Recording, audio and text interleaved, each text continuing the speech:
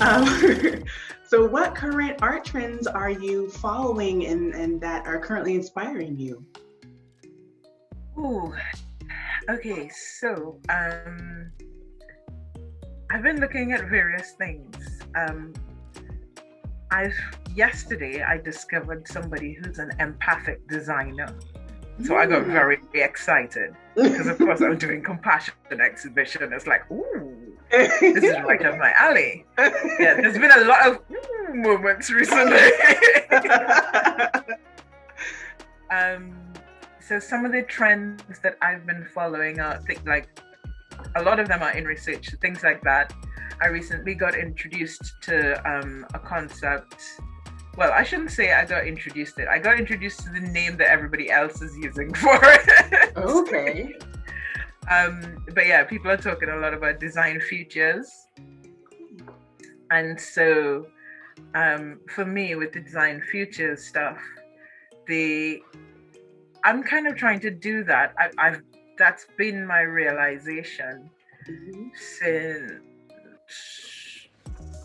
I'd say 2020. So, all right, everything with me has a story, doesn't it? So, I had this, I had this idea for an exhibition Mhm. called "Some Lives Matter." It was a direct response to "All Lives Matter" because, I mean, every day on the news, I could hear all these different groups of people whose lives did not matter, Mhm. and if they did, I wouldn't be hearing these stories where the injustice towards them just seemed to be never ending, ongoing, repeated, Mhm. and nobody was doing anything about it.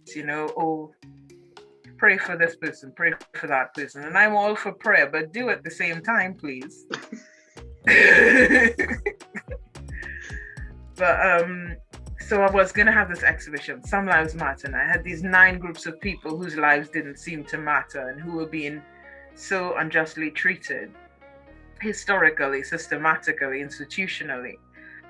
And I would have to deep dive because all my work, especially my life story artwork, is based and grounded in research, either into the subject, the person, or into the kind of the setting and scenario that they're in. The amount of research I have to do into, say, let's say I did work on representing the disabled people, right? I'd have to do a lot of research into that. Mhm. I'd have to do a lot of research into the next painting Black people. I'd have to do, and I say research because it's not just my story. It would be, everybody's story that needs to be represented in some way there. And, I had carers, people who have to do nurturing jobs that get treated like absolute crud. I wanted to use a stronger word, but we are being recorded. Anybody that's dealing in soft skills and care, people don't seem to value that at all. Um, and so doing the work to show the injustice being done, despite the contributions these groups are making, by the end of it, I'm quite empathic. So at the end of it, I would need a therapy session for each painting. By the time I'd done each painting, I'd need 5 years off, some heavy therapy before I could tackle the next one, which meant that my plan for that exhibition was not feasible for me. Mm. Um, which is not to say that there aren't artists out there who are representing injustice, doing a fabulous job of it, and it needs to be done. Right. I just recognized I was not that artist. That's Mhm. not my role. That was not, in line with who I am. Right. And because it was a Chopra meditation that made me realize the thing that excites me is not even the art, it's bringing joy. Mm. And so, unless I am angled towards bringing joy, Mhm. I'm not happy. So I had to flip that whole exhibition concept into one where instead of pushing people away from social injustice, I'm pulling them towards what we could create together. So if we work together, what kind of world would we create? If we were more compassionate to each other, what experiences could we have? What could our lives be? What kind of joy could we bring? What could we create when we pull together, when we do things, when we make carnival, basically, right? Because that's what carnival is: communities coming together to create this expression of who we are. Right. And if we decide that our expression is love and compassion, oh my God, what could we make? Wow. Right? So once I hit upon it from that angle, it was like, oh yeah, we on. I was stalled for so long until I came to that realization. Wow. That it took 4 years, because I had the idea for this exhibition from about 2016.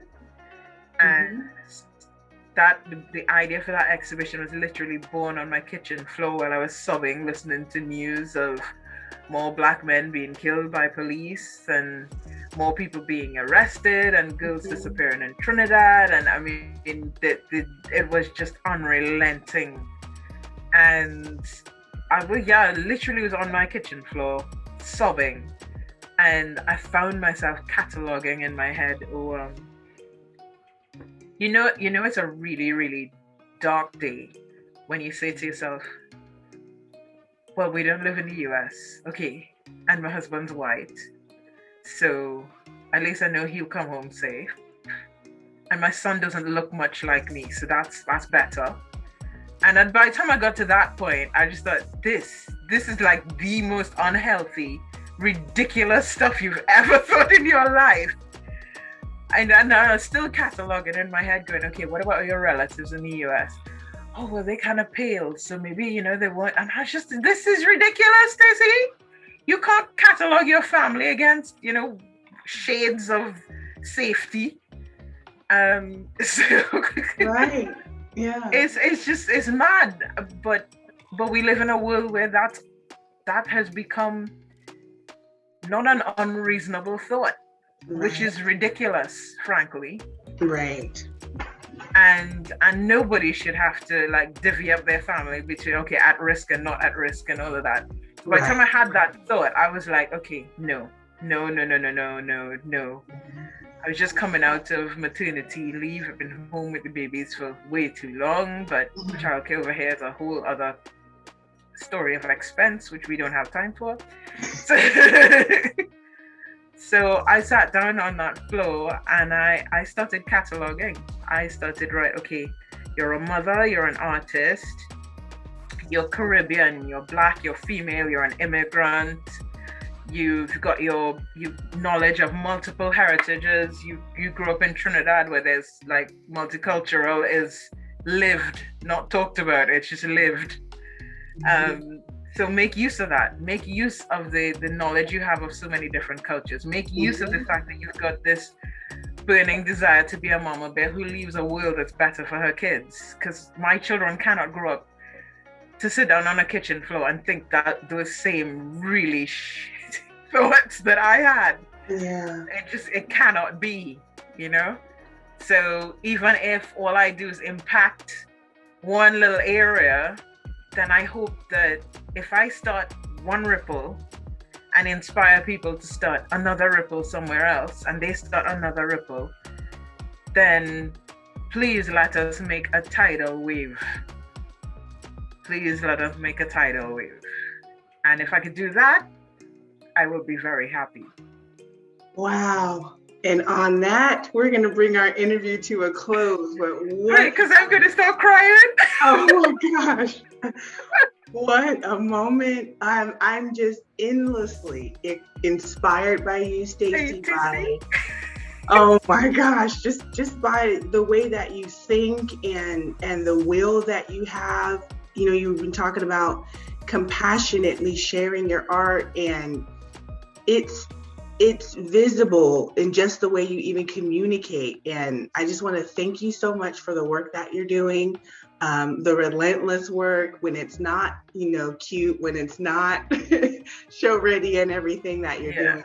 Thank you so much for putting in the time and effort. And you are changing lives. And I can't wait for that tidal wave. Join me. Start doing ripples. We'll be there. I'll be in there. We'll be in there at the top, at the crest. We're coming in. I know, MelanList is dropping massive ripples. Yeah. Love and compassion and understanding. Absolutely. And obviously that's why we teamed up and then have been such great partners. It's just, it seems like to be the only option. Yes. We got to inject more love, period. Wow. Agreed. Well, Stacey, thank you so much for your time today. I'm going to go ahead and end our session, but we look forward to hearing so much more from you, seeing so much more from what you're doing. And we can't wait. We're definitely waiting on bated breath, looking for whatever moves you make and to continue to support you throughout that. Thank you. Thank you so much. Thank you.